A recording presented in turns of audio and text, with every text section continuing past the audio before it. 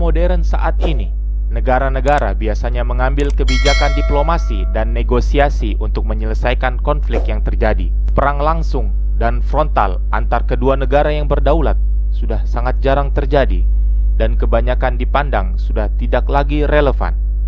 Namun, kasus ini sama sekali lain jika dihadapkan pada Azerbaijan dan Armenia, dua negara Asia Tengah yang bertetangga, berdaulat dan mempunyai kemampuan ekonomi serta militer yang tidak jauh berbeda. Azerbaijan dan Armenia pernah berada di bawah kekuasaan satu negara yang sama selama puluhan tahun.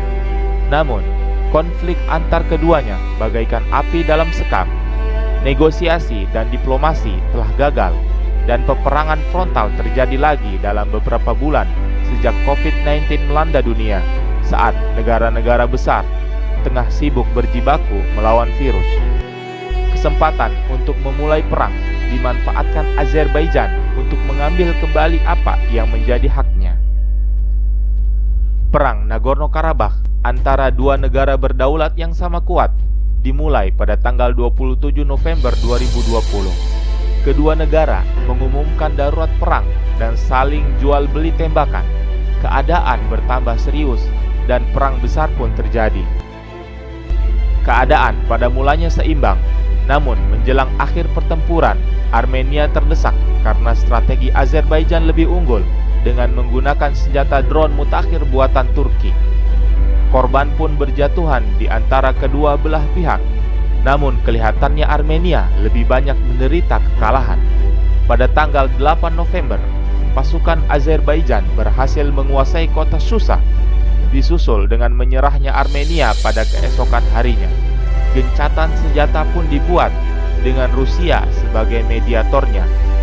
Dan dengan itu, wilayah Nagorno-Karabakh beserta wilayah di sekitarnya yang sebelumnya dikuasai oleh Armenia akhirnya kembali ke pangkuan Azerbaijan. Pertanyaannya, mengapa perang tanding di dunia modern ini bisa terjadi? Bagaimana asal usulnya?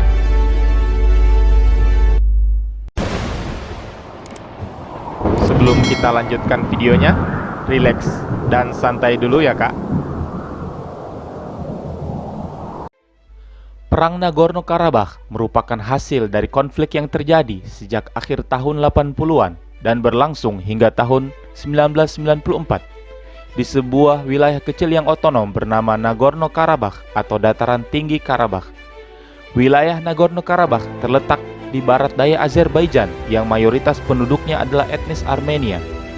Penduduk Armenia yang tinggal di Nagorno-Karabakh mengadakan pemberontakan melawan pemerintah Azerbaijan, sehingga terjadilah perang yang berlarut-larut di kawasan pegunungan Karabakh.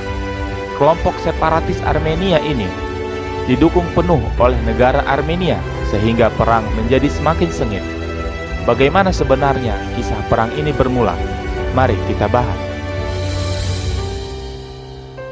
Sebelum terjadinya perang, parlemen lokal di Nagorno-Karabakh sempat mengadakan referendum untuk menyatukan wilayahnya dengan Armenia, yang kemudian ditolak oleh mayoritas warga Azerbaijan di wilayah itu, karena sebagian besar masyarakat Karabakh ingin merdeka sepenuhnya, baik dari Armenia maupun dari Azerbaijan.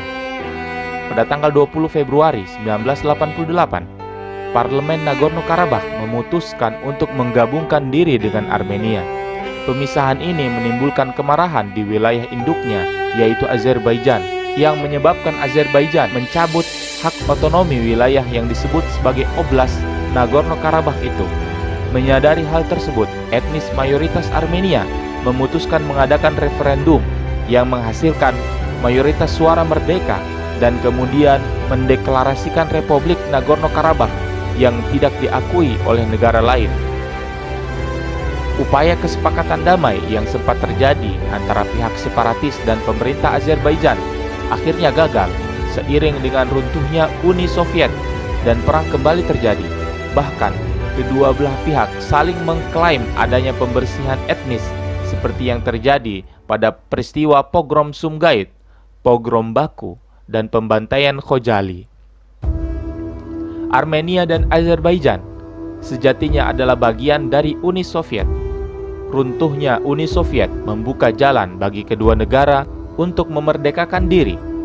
Sejak runtuhnya Uni Soviet pada Desember 1991, ketegangan antara Armenia dan Azerbaijan yang baru merdeka menjadi semakin memanas dan akhirnya pecah menjadi konflik bersenjata pada awal tahun 1992. Upaya perdamaian dan mediasi yang ditawarkan sejumlah lembaga internasional seperti Organisasi untuk Keamanan dan Kerjasama di Eropa (OSCE) menemui kegagalan. Pada awal tahun 1993, pasukan Armenia berhasil menguasai wilayah di luar batas bekas Oblast Nagorno-Karabakh, sehingga menyebabkan kemarahan negara di sekitarnya yang mengancam akan terlibat dalam perang tersebut. Pada akhir perang tahun 1994, pasukan Armenia berhasil menguasai penuh wilayah kantong tersebut, kecuali wilayah Shahumyan, ditambah daerah lain di sekitarnya, terutama koridor Lachin, jalur pegunungan yang menghubungkan Nagorno-Karabakh dengan daratan Armenia. Kedua negara kemudian menandatangani gencatan senjata yang diusulkan Rusia pada Mei 1994 yang akhirnya mengakhiri perang tersebut. Upaya-upaya mediasi dan pembicaraan damai antara kedua negara tidak pernah menemukan titik terang, sehingga status wilayah Nagorno-Karabakh menjadi tidak jelas. Di wilayah tersebut berdiri Republik Artsakh yang secara de facto merdeka, namun diakui sebagai bagian dari Armenia, dan adanya penguasaan 9% wilayah Azerbaijan oleh Armenia, tapi keduanya tidak diakui secara internasional. Diperkirakan lebih dari 200.000 penduduk etnis Armenia yang sebelumnya tinggal di Azerbaijan dan 800.000 penduduk etnis Azerbaijan yang sebelumnya tinggal di Karabakh dan Armenia terpaksa mengungsi ke wilayah lain karena konflik ini. Begitulah asal-usul perang Nagorno-Karabakh, perang yang terjadi karena perbedaan etnis dan kurangnya semangat persatuan antara penduduk Armenia yang tinggal di Azerbaijan dan dukungan yang membabi buta dari pihak Armenia pada etnisnya yang tinggal di tengah-tengah bangsa lain. Suatu pelajaran bagi bangsa Indonesia yang sejak merdeka sudah hidup berdampingan agar tidak gampang dipecah-pecah berdasarkan ras, suku, dan golongan. Bagaimana pendapat Anda? Tuliskan di kolom komentar.